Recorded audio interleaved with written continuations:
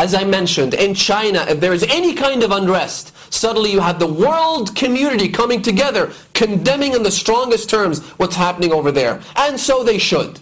In Burma, in other regions around the world, if there is anything happening to any minority group, suddenly the world is crying out, trying to bring an end to the transgressions. However, in Bahrain, because there was a recent BBC report that came out saying that the Gulf regimes in the UK, specifically in London, they're spending massive amounts of money on PR campaigns. They're reaching out to reporters. They're trying to get lobby groups and PR groups trying to create a better image of the country in spite of the blatant human rights violations that are taking place on the ground. And so money, money talks and money walks, and it's very difficult to face that. But I think the other problem is that we ourselves are not trying to speak up, and we're not conveying the message of the people of Bahrain to the rest of the world. And I think it's one thing to blame the mainstream media, and it's a totally different thing for us to realize just what we have to do in order to make sure that the atrocities do not take place there. That's definitely true. I mean, for all the viewers, I mean, we've all heard your speech and some powerful words. And many people have emailed in saying, okay, then we want to get involved and we want to take action. I mean, you've highlighted some points in your speech, but for the viewers watching now, what can we do? I mean, what should we do now? I know action has to be taken from all of us. So what can we do now, in a sense, to help the oppressed people in Bahrain? Well, it's a very good question, and I think a lot of people are trying to find their own answer to this question. There may not be one single answer to it. But I think if we go back to our religious, to our moral, to our humane duties towards other people, we'll realize that, for instance, you hear the narration of the Prophet where he says, "Man asbaha wa lam yahtam bi umur al-muslimin." He who wakes up not being concerned with the affairs of other Muslims. It's a very famous prophetic hadith. He who wakes up in the morning not having any kind of concern, worry, or distress about what's happening in the world to other Muslim brothers and sisters, this person has nothing to do with Islam. So not only is he or she not a Muslim, they have nothing, they've learned nothing from the lessons of Islam. And I think the very first step starts right there. We should feel a sense of grief, a sense of concern, a sense of anxiety, a sense of depression at what's happening to the people of Bahrain. Just today, on a personal level, sister, just after Salatul Maghrib, I kind of felt down. And I don't know why that is. I just, felt a little bit depressed. And then suddenly I reminded myself, I said, imagine if I was in Bahrain right now, in my home at 3 a.m. expecting the government troops to raid my house any second, how would I feel? I'd obviously feel much, much worse than I am right now. And I think it has to start with that inner feeling of concern and grief and worry. And from that, you will find that we will begin to find our own paths to making sure that these atrocities come to an end in Bahrain. For instance, I know a very good sister whose name is Sister Sukaina in Toronto, who, mashallah, has been very active. You know her very well, sister. Yeah. She's been going around sending emails, petitions, links, news stories to whoever she knows on her Facebook page, and using other means. And just, I think it was yesterday or today when she got an article published in the Toronto Star in Canada, quoting her message, saying that I'm very concerned by the lack of reporting on the situation in Bahrain. So this is something very simple that everybody can do. I mean, we all have access to the internet. We all have our email addresses. Send messages everywhere. Get people to begin to care. This is what we're trying to do here. I mean, if we're gonna call for a rally tomorrow in Washington, D.C., or in London, or in Paris, or Sydney, we want to make sure that we have the grassroots support. We want to make sure that people care enough about their brothers and sisters in Bahrain who are going through these very, very difficult times, so that they would actually step up and go out and make their voices heard. Other than that, I would also encourage people to try and help the families of the injured, the families of those who are imprisoned and tortured right now, and those who were martyred in Bahrain, to help them financially.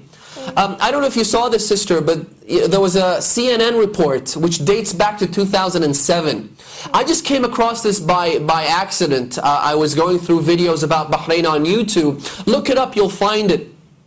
And the report is about poverty in Bahrain. It's by CNN. You can find it easily.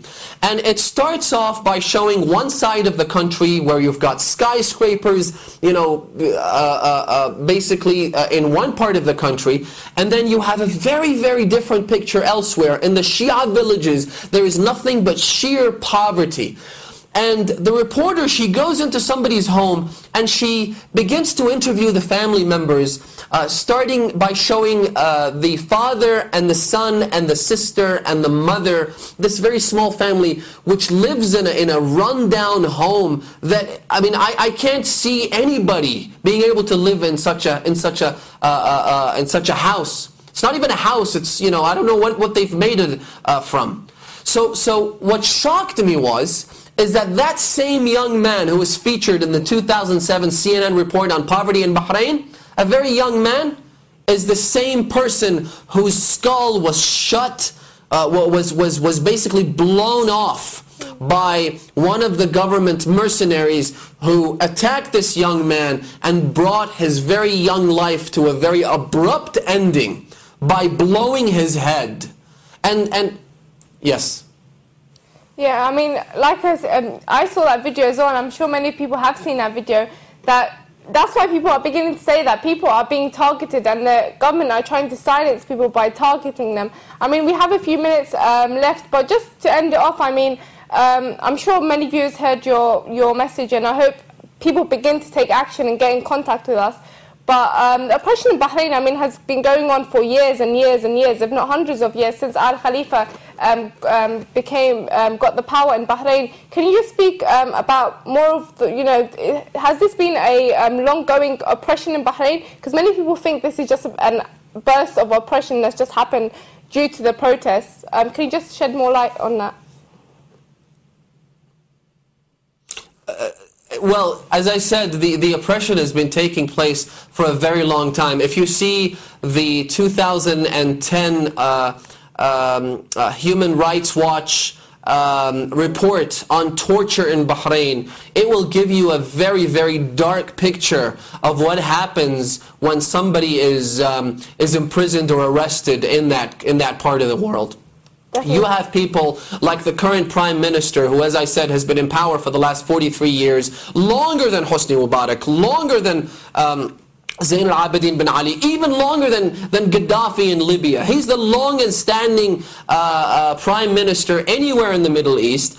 And throughout his reign, throughout his time in office, the amount of human rights abuses that have been documented and that have been reported by international human rights organizations is just overwhelming. And what really shocks me is that how come nobody's talking about that? How come nobody seems to condemn the Bahraini regime? They all look at Bahrain as this self-proclaimed business-friendly nation, this island getaway, this haven in the Arabian Gulf, which people perceive as being, you know, business friendly and tourist friendly, and it may very well be tourist friendly. What it's not friendly towards is its own people, its own majority population.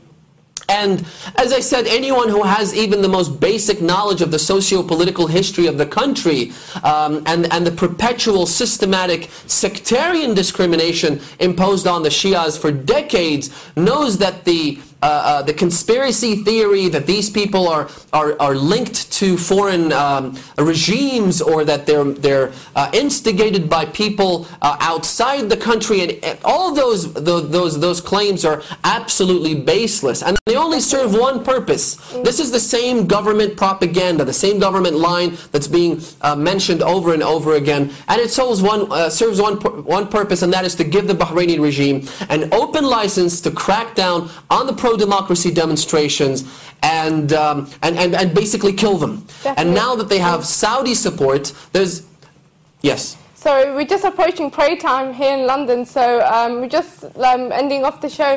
But I hope the audience at home have heard your points and people begin to take action. But we do thank you, Sayyid Mehdi, for joining us today. And inshallah, we do have you on Thursday in our Bahrain special show where we can continue this interview. So thank you very much, and God bless you and everyone else who are working towards standing up against oppression. Thank you very much. For the audience at home, thank you. May Allah bless you, inshallah. And let's all pray for the people of Bahrain. Thank you very much, Sayyid Mehdi. Thank you very much. I really hope that people begin to contemplate on what Sayyid Mehdi has said and begin to take action on the points he's mentioned. You can get in contact with us if you want to ask any questions regarding today's interview. That's all for today. Please do remember the oppressed people in your du'as and in your prayers. Wassalamu alaikum wa rahmatullahi wa barakatuh.